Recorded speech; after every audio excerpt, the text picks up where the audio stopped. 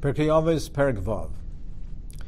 Perek Vav of Avos is actually a perek of brises, not mishnayos. It's a perek of brises, deals with Torah, kavod Torah, the chashivas of Torah, the miles of Torah, the brachos, the attributes that a person gets through limud Torah, the derech to be koine Torah. The Tana begins Perek Aleph as follows: Rabbi Meir Omer, Kol ha'isek b'Torah lishma, anyone who is isek b'Torah lishma, l'shem shamayim, zeicha l'dvarim harbe, he is zeicha to many things. And the Tana lists all the attributes, what he's zeicha to, many, many things. And he's called Mesameach Samoka, Mesameach Zabriyais, etc. And it continues on in Mekarvato Lideis Chus, Venena Mimeno Eitze V'Seishia Bino Gvura. All these wonderful attributes. And the Tana concludes, V'Naisenes Loi Malchus, he's given royalty, Umemshala, and dominion, V'Chikur Din, Umegalam Loi Rozei Torah, and the secrets of the Torah are revealed to him. V'naseh chamayin hamizgaber uchanor shein ha'paisek v'avitzanua v'erach ruach u'moichel al boina. And then the Tana concludes, u'megadlatoi u'memramamtoi al kol ha'masim, and it elevates him, it raises him and elevates him above all things. What is being included in this that has not been mentioned before? It mentions all the things that he has. He has Malchus. He has Memshala. That certainly is elevating above others, above other things. The Tana lists all these wonderful, wonderful attributes, including in that is Malchus and Memshala. So what is being added with this last statement that it elevates him above all things? You know, we know Parshas Balak, we know the famous nays of the all-sign of Bilam's donkey, the great nays that it spoke.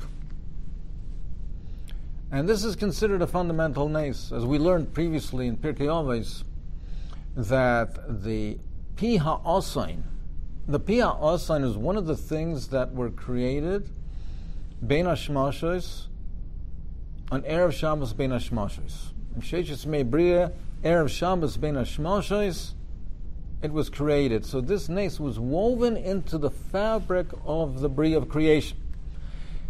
It's a nace that is a fundamental component of this world.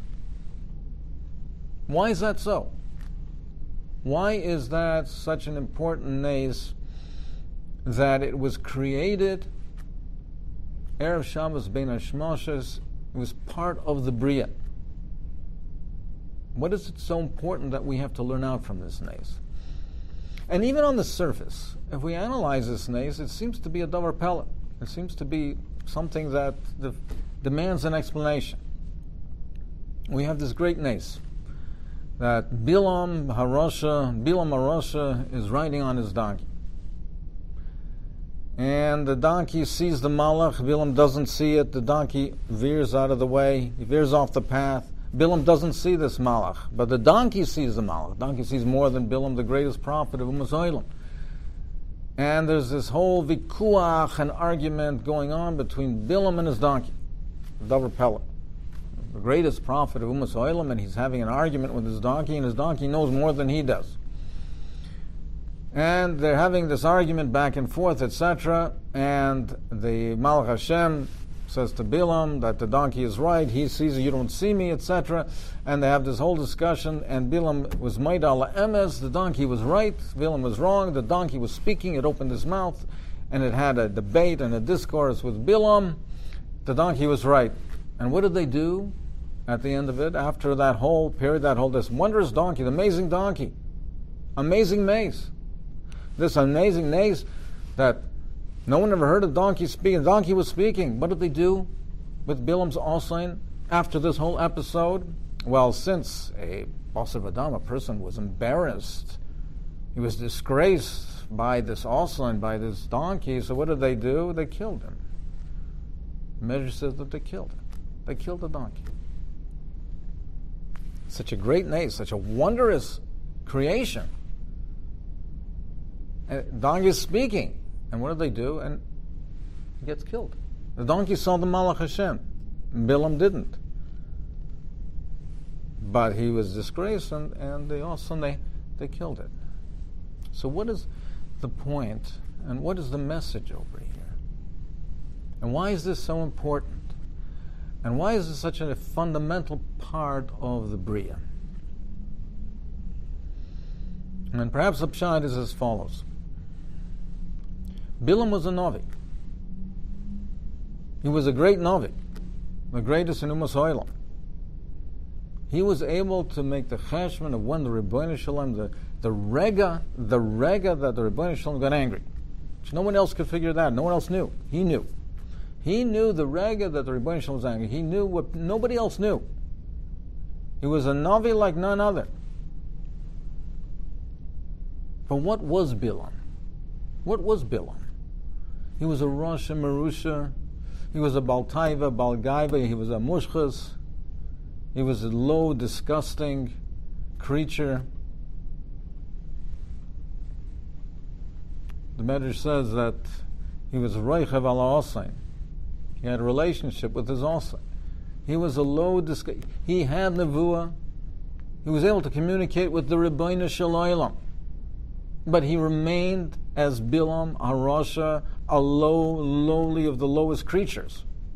So his Nevuah was not transformative. It didn't change him. His communication with the Rebbeinu Shalom didn't change him. He was Bilam HaRasha before and after. That's the Nevuah of Ummah Yisrael. That's the Nevuah of Bilam. But there's another type of Nevuah. There's a Nevuah of Nevi Yisrael, which their Nevuah, the process of becoming a Navi, and the process of a Nevuah is transformative. They become different, totally different. They become elevated. They become elevated and above the mundane, and above the Gashmi. And they have a chibur, a connection to the Rebbeinu Shalom. They become ruchni. They become lofty, exalted. They become great. That's the Nevuah of Nevi'e Yisrael. And there's a fundamental difference. A Nevuah can pass through lines of communication.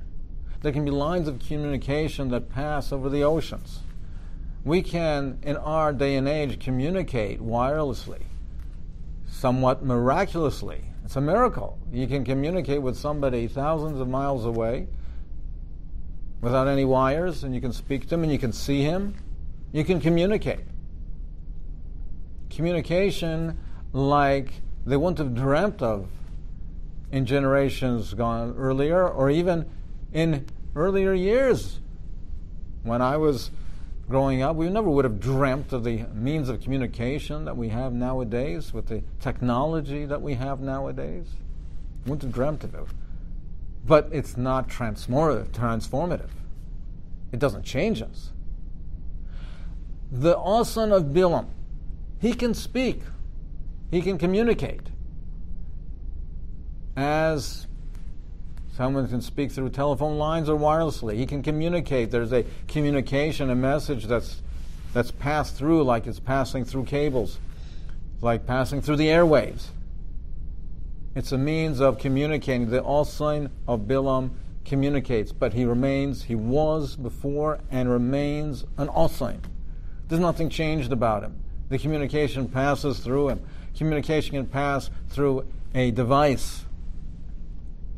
With technology, it can pass through a device. There's nothing changed about it. The Nevuah of Bilam is the same. Mushka is the same. Rasha before and after. That's communication. That's the Nevuah of Umas Ha'olam. That's technology. This communication. Things pass through. It's through Derech HaTeva. It's through transforming Teva, but not elevating. Not rising above Teva. It's all through the means of Teva, and that's perhaps the message of the Nes of the Asan of Bilam. There's Nisim that are throughout history, where we have new means of communication, new technologies of changing things, being able to hear things and see things. Throughout history, people have been able to see things, hear things that they couldn't before. The telephone lines, telescopes, all kinds of technology, and today we have much more advanced technology, but that's all in the geder of the pi ha'asayin. Traveling through the lines of communication, whatever those lines may be, or whatever those airwaves may be, that's the nevuah of Bilam, who was a mushchas, a rosha before the nevuah, and after speaking with the Rabbeinu Shalom remained the same Bilam. But the Torah Kedosha is something very different. The nevuah, Nevi Yisrael, is something very different. The nevuah of a Navi Yisrael comes through a connection, a chibur to the Rabbeinu Shalom, being elevated, exalted, becoming greater, becoming ruchni, less gashmi, where the gashmi from him is separated, is weakened, it's lessened, and separated from him, becomes an ish ruchni. And the Torah that we learn, and if we learn it lishma, gives us that koyach, gives us that power. Kol oisik b'Torah lishma zoich l'dvaram harbe, and he's zoich to memshola, he's zoich to malchus. But above all, the Tana's Messiah, that it raises him and elevates him above all things. He becomes above, greater than the Olam Hagashmi. It elevates him above all things because he rises above it. The Olam Hagashmi, the limitations, the weaknesses, the temptations and desires of the Olam Hagashmi, he's able to separate himself from it, to lessen that attachment to it, to lessen that connection, and he becomes an exalted person. He becomes an Ishruchni, has a kesher, a chibur to the Rebbeinu Shalom. It elevates him above the Olam Hagashmi and Teva. A while ago, I was Menachem Ovel to Harav Goyin Rav Yitzchak Ezrachi Shlita, who Lo Yelena was sitting shiva for his wife, and he was very tzibrocha. They had a very strong marriage, strong connection, and she helped him in so many ways. And after her patira, it was incredibly difficult. And how would he be able to manage without his Ezer Kenegdai, without the one who was by his side all that time? I mentioned to him that after Rav Chaim, the Saratayr, Rav Chaim Shlita, lost his wife, his Eishes Chayal, it was very, very difficult. He, mamish, was dependent on her for so many things. And it was very, very difficult in that beginning, that early tkufa. He lost his Ezer Kenegdai, the one who was so dependent on for so many things, so close to for so many things. It was a very difficult tkufa. And people were wondering if he would not be able to continue leading Klal Yisrael the way he had in the past. However, the Torah, and one who learns Torah Lishma, it elevates him above all things. The limitations, the weaknesses, even the emotions, things that would draw other people down, things that would be an impediment, an obstacle that would be impossible to overcome for other people, for people who are B'nai Olam Hazeh, to attach to the Olam Hagashmi, things that would be impediments that were overwhelming and that a person might get crushed from. But the Torah elevates us above all things, and Rav Chaim Shlita not only continued with his work with Tzarchei Tzibur, not only continued to lead Am Yisrael, to be the Godol Ador, the Maneg Ador, but even after that Kufa, even was a leader that was more involved in the Tzibur and took a greater mantle of leadership and a greater burden of leadership, where there were those who thought he would not be able to continue in the same capacity. The Torah defies Teva. Torah Lishma, one who learns Torah Lishma, defies Teva, defies the Olam HaTeva and the Olam Hazeh and the limitations that one might have, and he was able to rise above all things. Sagt Rav Ezrachi shlit in Nechamtoni. We should always be zoiche to this bracha of Torah Lishma.